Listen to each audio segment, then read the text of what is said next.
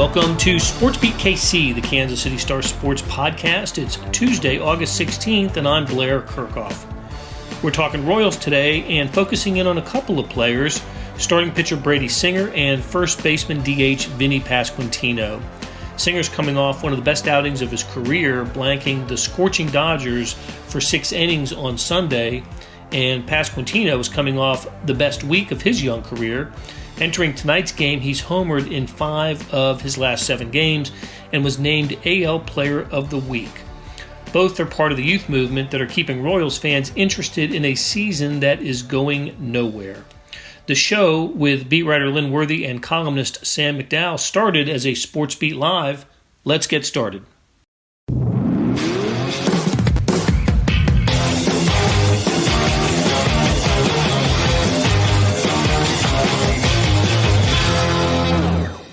Hey, good morning from rainy Kansas City, and welcome to SportsBeat Live. This is the show where we talk Royals with the folks in the media who know them best, and with you. Send us your questions and comments and talk Royals with us on a show that is presented by the University of Kansas Health System. You'll learn or hear from them later in the show. So today we've got Lynn Worthy coming to us from the Twin Cities, where the Royals opened a 3-game series last night. Sam McDowell is here. I believe Vahe Gregorian is going to join us here in a few minutes, and when he does, we'll have the bases loaded. So, Lynn, I hoped that the Royals could pick up a little bit of momentum from Sunday, carried into Monday in the series opener against the Twins. But when you get runners at second and third and nobody out and don't score, that's not a good sign for a team, which is what happened to the Royals last night. So, did not carry Sunday's feel-good victory over the Dodgers into Monday, but it's just the first of a 3-game set. And as I recall, last week they lost the opener to Chicago White Sox and came back and won 2. So, let's go back to Sunday though, and in the performance of Brady Singer and why. That may have been his. Do you agree with me that could have been his best performance in a Royals uniform?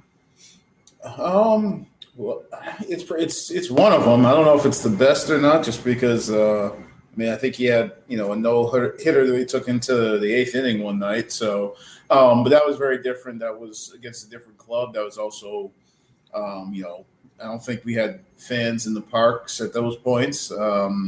So, that was, like I say, a very different setting than playing against the best team in baseball. In your home ballpark, trying to stop a losing slide, trying to stop their winning streak, and just being really dominant. So it's one of his best performances. And considering, like I say, the background of just that outing, it was definitely a moment for folks who are looking at, sort of an arc of his career that probably people might point back to at some point. Yeah, one hit against the Dodgers in 6 innings, and the bullpen closed it out for the 4-0 victory. Hey, before we go any further, I do want to say good morning to Vahe, who has joined us, and drum roll, please, a mic check from Vahe. What do you think? Morning, Vahe. We'll continue to work on Vahe's mic, and but Sam, Brady Singer. I don't think you're at maybe you were. I don't remember if you were at the ballpark on Sunday for that performance, but he's gone to. He seems to have gone to a different level here, not just with Sunday's performance, but with some in the last few, even from a level different from the starting rotation. He seems to begin to separate himself. Yeah, the talk for a long time, and appropriately so, was just his willingness to throw the changeup.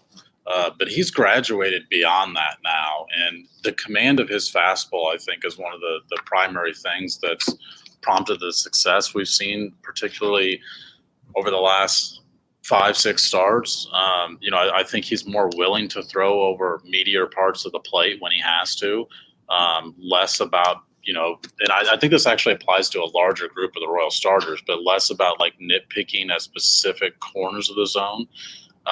So when we look at his walk numbers, I think he's only walking about one guy every 4 innings now. And so he's significantly improved in that area as well. He's not giving out a ton of free passes. And the question now is what is Brady Singer for the future? I mean, you go back, and this is a guy that did not crack the rotation to open the year. And now I think when you piece together 2023 rotation, which is what a lot of us are doing now, I think he slots in as like a 2 starter potentially. And that's not anywhere in the neighborhood of where I had him at the start of the season.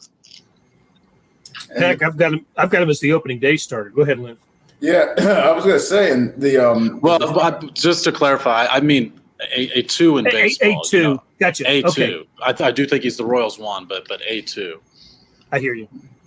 Going back to what Sam was talking about with the fastball, I mean, I think it's easy to forget, but when he went down to the minors after having been in the bullpen and not making the rotation out of camp, one of the things he was working on before he went down, and one of the reasons he went down to continue working on, was that fastball and the grip that he had. And it was something that, and we've talked about him a bunch this season, but Cal Eldred was one of the people who pointed out, with the way he was holding the fastball, the grip that he had, trying to get him back to more the fastball and the run that he had when he was in college.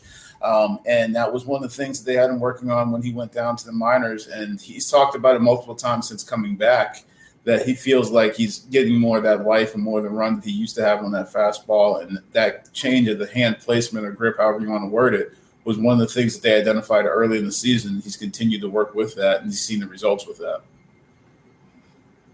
We're going to hear from Brady Singer in just a moment, but hey, Vahe, are you there?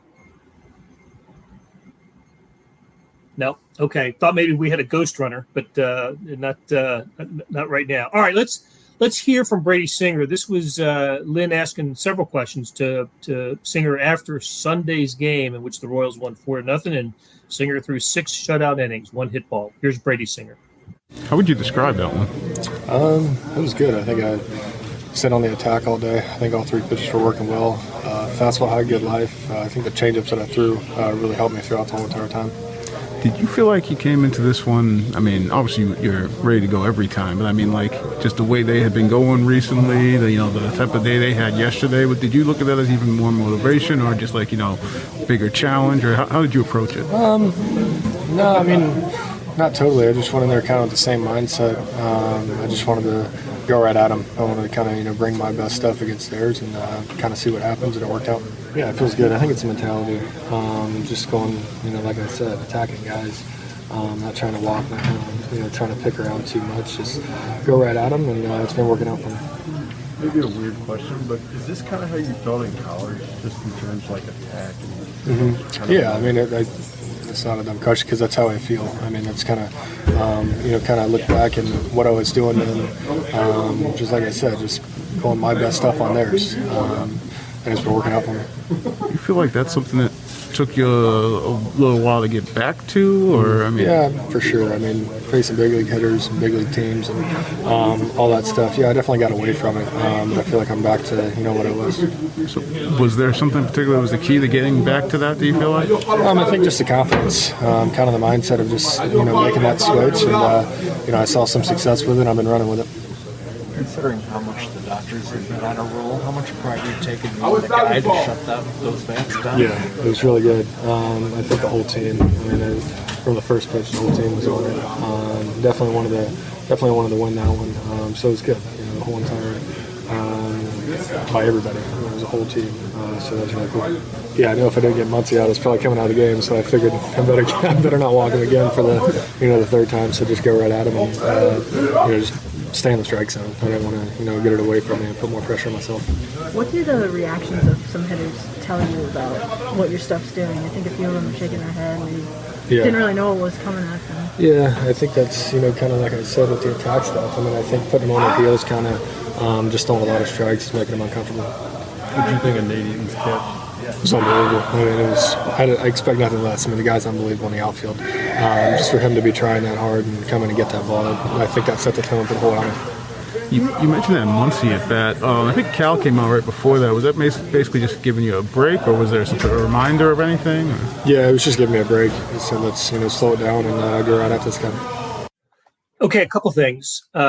First of all, I know we've mentioned it on previous shows. We don't say it enough, but that's just kind of above and beyond camera work by Lynn to take the video, and he's taking notes, he's reporting the story. So I was at the Royals on Friday night, and we talked to Daniel Lynch, who pitched well, 5 scoreless innings against the Dodgers, and we're talking to him after the game, and I'm fumbling around with the phone, trying to turn it into a camera, trying to pay attention to what he's saying, and Lynn obviously has mastered the art of taking post-game videos. So it's fortunate that you do that, and we have that.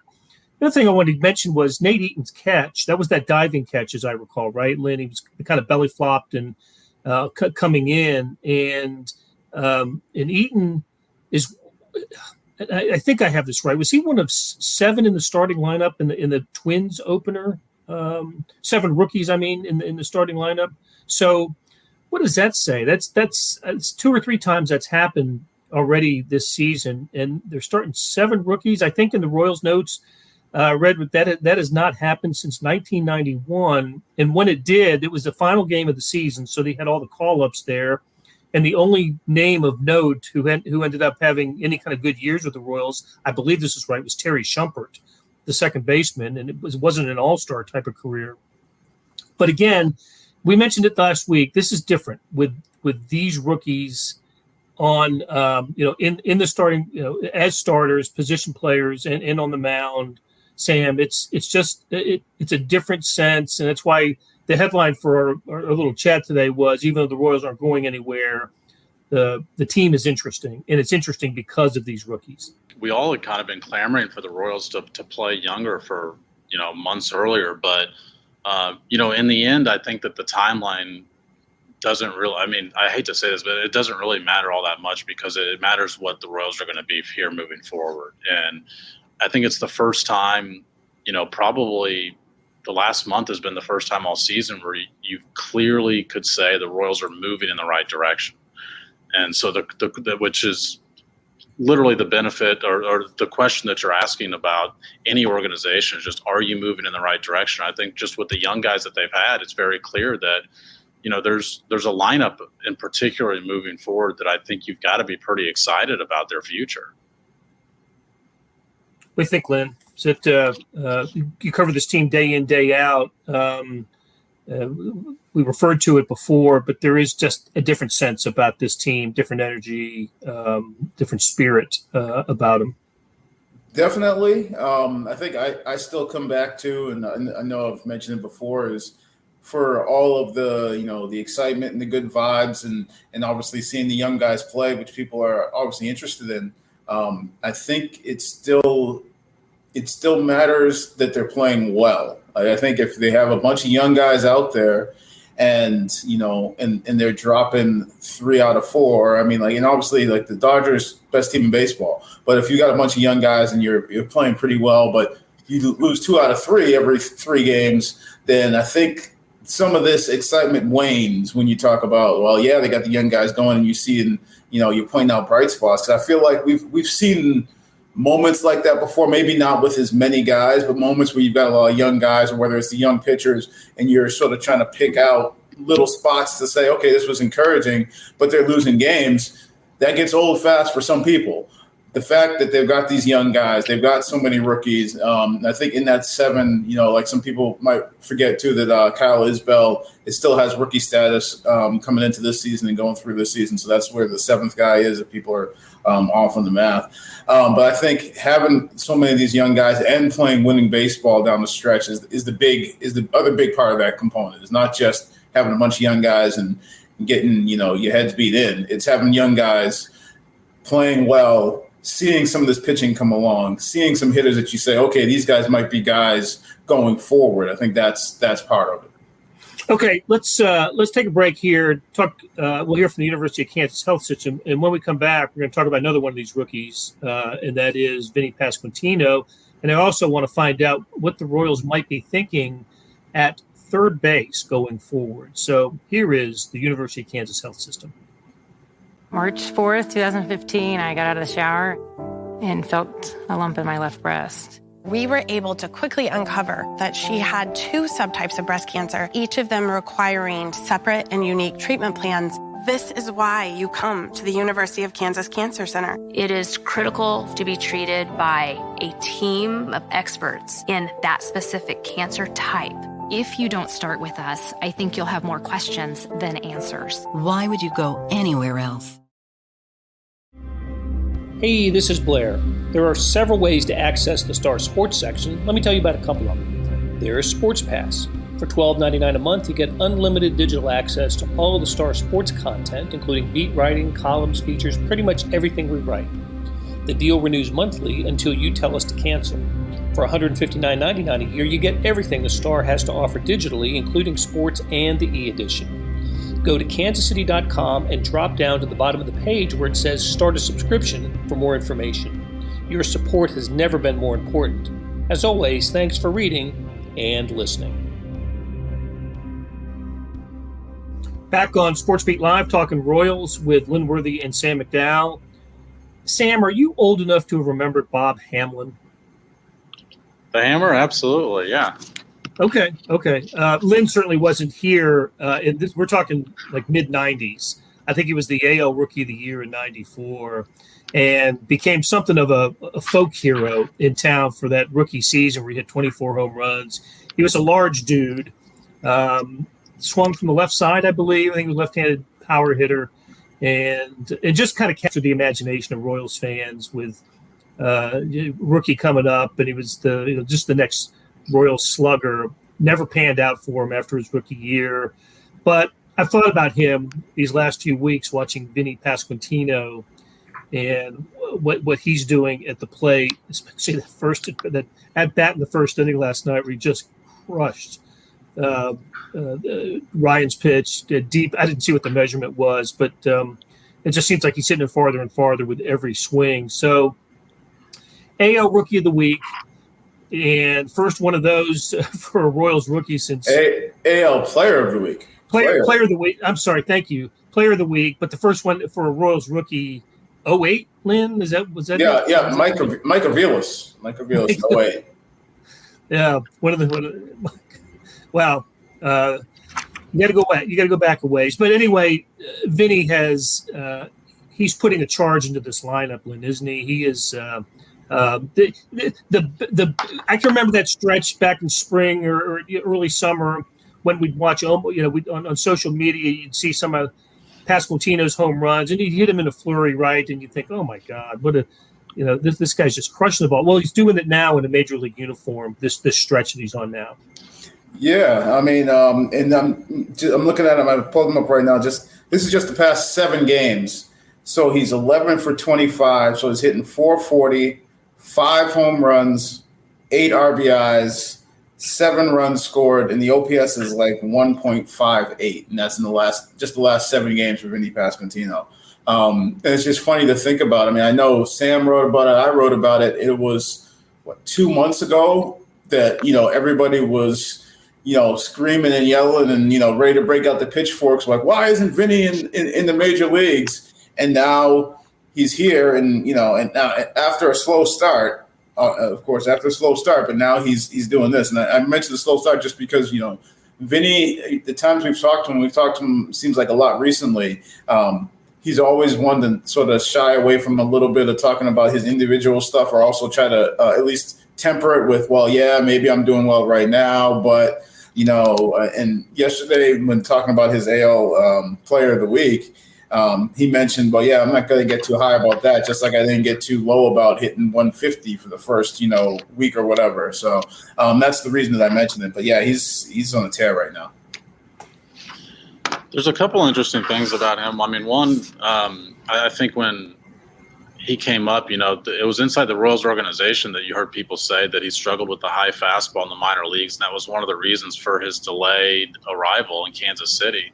He's crushing fastballs.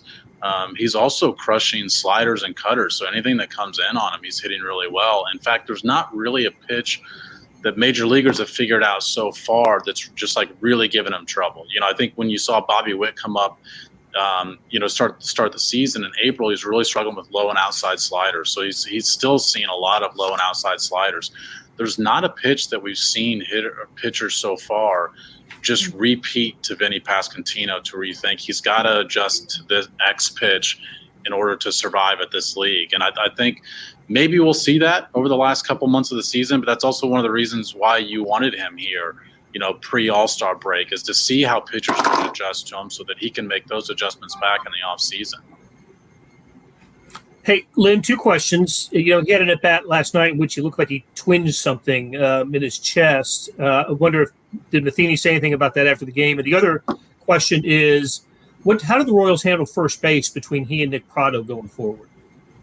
Well, the thought was that he had a little bit of a stinger, and they went out just to check on him to make sure that he wasn't going to be up there compromised for the rest of the at-bat, and they were satisfied that it was just, one of those moments where he had just fouled off a ball, and I think it was just one of those where, sort of in the shoulder, had a little bit of a twinge for a minute.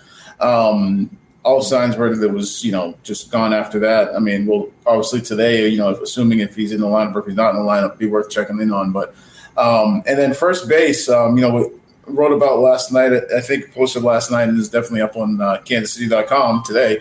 But just the fact that you had Nick Pratto and Vinnie Pasquantino, who had never actually played at the same level together, but this year at AAA, we're in the same spot, are now breaking into the major leagues at the same spot. And they've sort of, made it work because Pratto's played some outfield, Pasquantino's played some DH, and he's also, making strides at first base. And it's just been one of those, if you can get the bats in the lineup and get guys at bats, then, everybody's good with it. While they're able to still get everybody at bats, it doesn't really matter. Like Nick Pratto, insists that he likes playing the outfield. That he played a lot of it in high school. I mean, he's, minor league Gold Glove winner, and everybody who's seen him says that he's a Gold Glove caliber first baseman in the major leagues when he plays every day. But for right now, he's a guy who just wants to play in the big leagues and who's happy playing the outfield. Similar to what we've heard from MJ Melendez, where Salvador Perez is going to be your everyday catcher. So MJ Melendez is happy to go out to the outfield and whatever gets his bat in the lineup, and he's been a pretty good bat for them, especially lately. So that's going to be one of those things that's interesting with all these rookies and all that. The interest and the excitement about these young guys is how they continue to sort through playing time, positioning, getting people's bats in the lineup, and maybe some guys having to be happy with, being bats off the bench at certain times or playing different roles at certain times. Before we leave Pasquantino, maybe this hot week or the hot week that he just had will lead to a continued hot month of August, and he'll be in line for AL Player of the Month. Anybody know the last time the Royals had an AL Player of the Month? I'm judging by your silence that you do not. Not that you would. I mean, I'm trying to remember what it was. Well, no, I don't think he won. I was going to say, I think Benny was up for it at one point, but I don't know that he won it last year. So maybe it goes back a ways. Pre-Lynn Worthy at the Star. Pre-Sam McDowell at the Star. The last Royals Player of the Month was in 2009.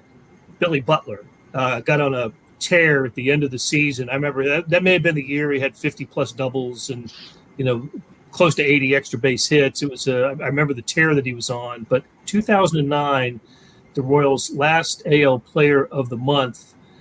And I don't, the Yankees have had 10 since then. Yeah, I looked it up. The Yankees have had 10 AL Players of the Month since the last time the Royals won it. And I believe since 2009, both teams have the same number of World Series flags. And I believe the Royals have one more American League championship in that time. I'm just saying. Apparently the Royals in 14 and 15, not good enough to have an AL Player of the Month. But I digress. All right, Lynn, what's going to happen at third base going forward? So far, and maybe it'll end up this way, that Emmanuel Rivera will have played more games at third base than any Royal this year. I think he's close to 60. And lately, it's been with Bobby Witt and Hunter Dozier. What's the plan for this position going forward? Maybe this year and into next. I think this year it's going to be a rotating it's going to be a revolving door a little bit, just because you have so many guys in the infield that you're going to almost be, that's going to be the overflow spot, like that's going to be the, when you don't have room for somebody at second base and shortstop, they're going to be at third base a little bit. That means, we've seen Nicky play there a lot. We've seen Bobby, they've gotten him some more time there to almost give him a little bit of a rest from playing so much shortstop, and because he's playing more regularly than he's played ever in his career, reminding everybody that this last year was his only full season in the minors, and they had that schedule where you had a day off a week, every week, which that's not the case here in the majors anymore. So Bobby will get some third. Nicky's got some third. I think Massey, I don't think we've seen him there except for that one time in Toronto, going off the top of my head. But he could possibly, and obviously you mentioned Hunter Dozier.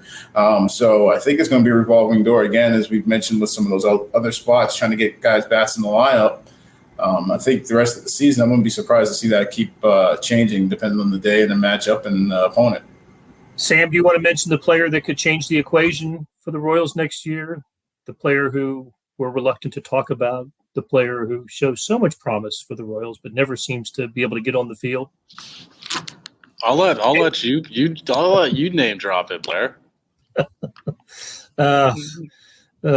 Well, I'll name drop it, but I want you to weigh in on Alberto Mondesi for next season and what that might do for the Royals infield, and just how, these last 5-6 weeks of the season, maybe a little bit longer than that.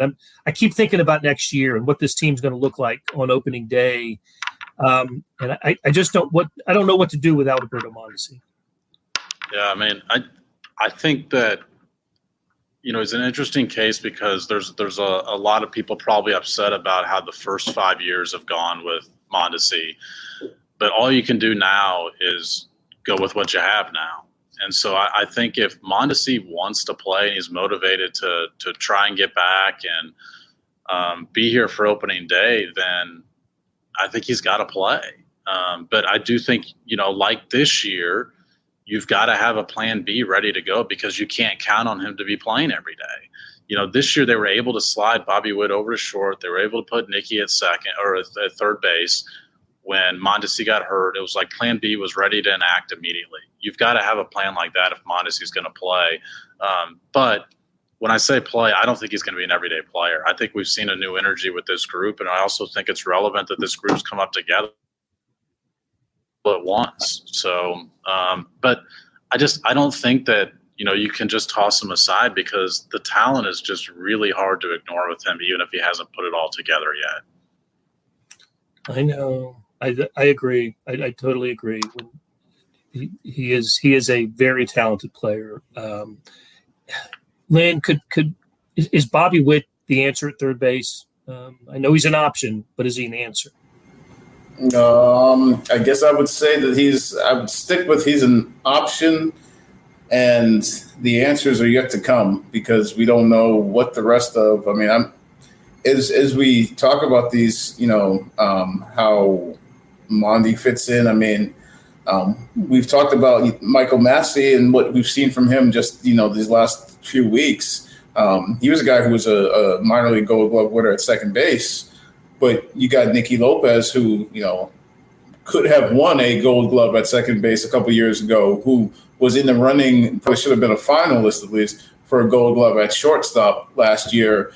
And you've got Bobby and, whether there's, Dozier at third or whoever else, it's there are options. I don't think there's answers yet. I don't think we'll have answers until maybe into next season once you start seeing how things play out. I think it's just going to be a bunch of options, and then the answers will unfold. Well, we always try to give you answers and opinions and news here on SportsBeat Live, and we have come to the close of another show. So appreciate Lynn Worthy and Sam McDowell for showing up today, and tip of the cap to Vahe Gregorian for giving it a shot, and maybe we'll don't tell him you did that, Sam. All right. Hey, Monty Davis, thanks a lot. Thank you to the University of Kansas health system, and we'll talk to you again next Tuesday. That'll do it for today. Thanks to our SportsBeat KC staff of Monty Davis, Randy Mason, Jeff Rosen, and Chris Fickett. Tip of the cap to Lynn Worthy and Sam McDowell for sharing their Royals insights. Check out today's morning sports edition, 26 pages crammed full of sports, features, and opinions.